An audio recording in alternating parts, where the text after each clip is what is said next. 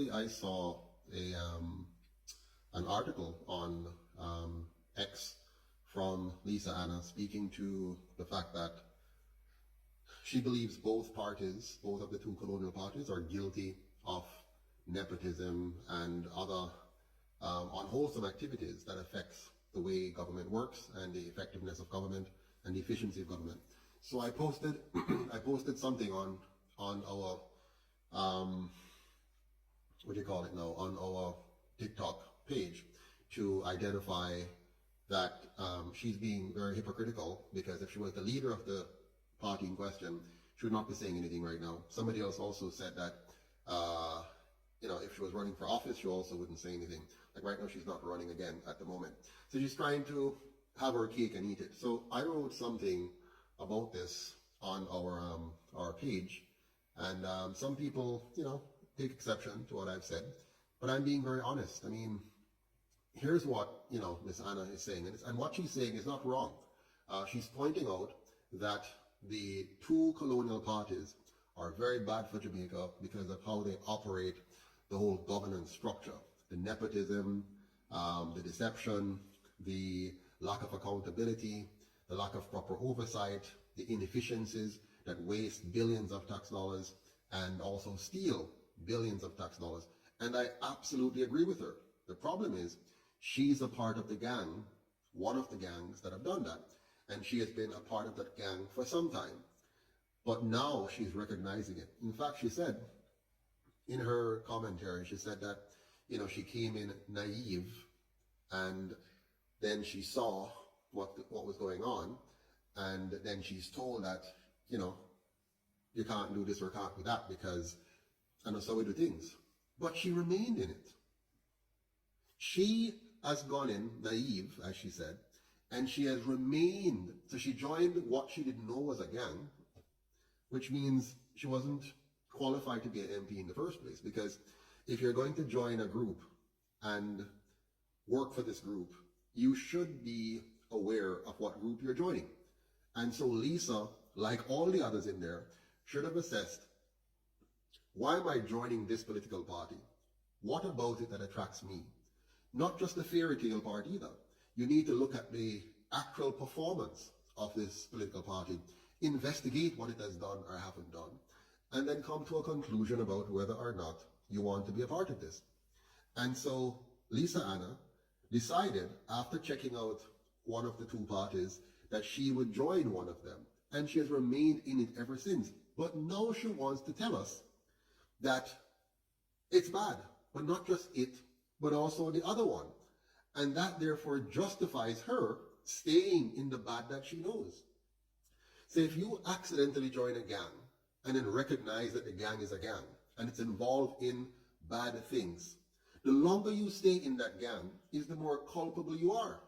So when did Lisa find out that the party she's in, as well as the other one, is bad for Jamaica and are making bad decisions for Jamaica, that are corrupting Jamaica, that are making Jamaica inefficient, that are making Jamaica ineffective, that are stealing from the Jamaican people and creating misery for us because of the bad governance being carried on by her party and the other one? How come she just learned about it now? Or has she known about it all along and have kept quiet until now because she did not win the leadership of the party? So had she won the leadership of the party in question, we wouldn't hear from her. We wouldn't hear any of this. She would continue to keep it hush-hush. She would continue to keep it quiet while we, the Jamaican people, are suffering because of her inactivity. If Lisa Hanna means the country any good, what she would have done and will do even now is to resign immediately from the political party in question and tell us exactly what is going wrong, like she has now intimated on X, formerly Twitter. Tell us exactly what has been going wrong. In fact, the UIC has been saying it for years.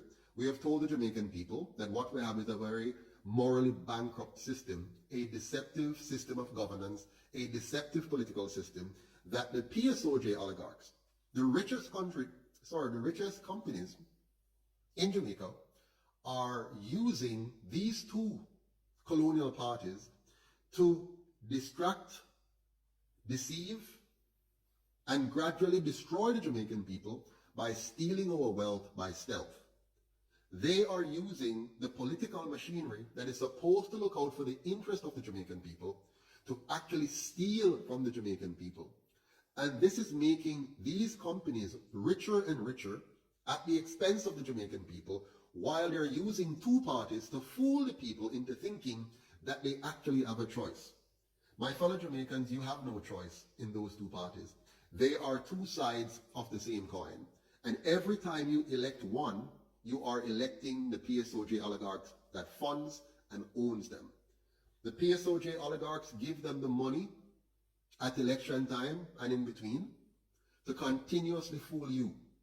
The PSOJ oligarchs also owns and control the media, which they use to fool you, fool us. There are some of us who aren't fooled anymore because we now are a member of the UIC.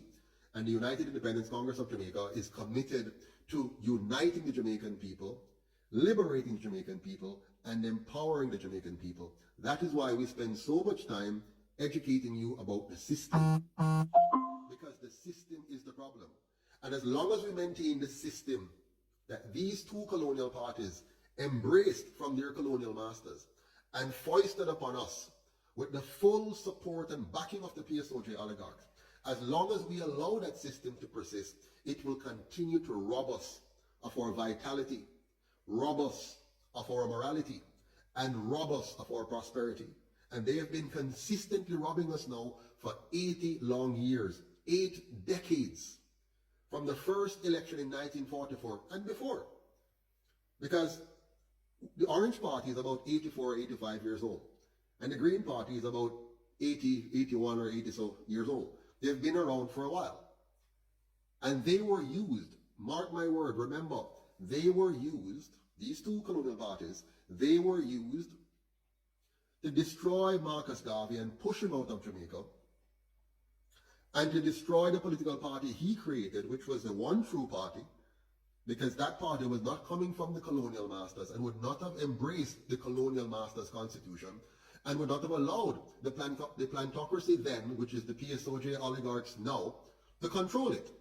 And so they colluded to destroy it. The very same thing they're doing now to destroy the UIC.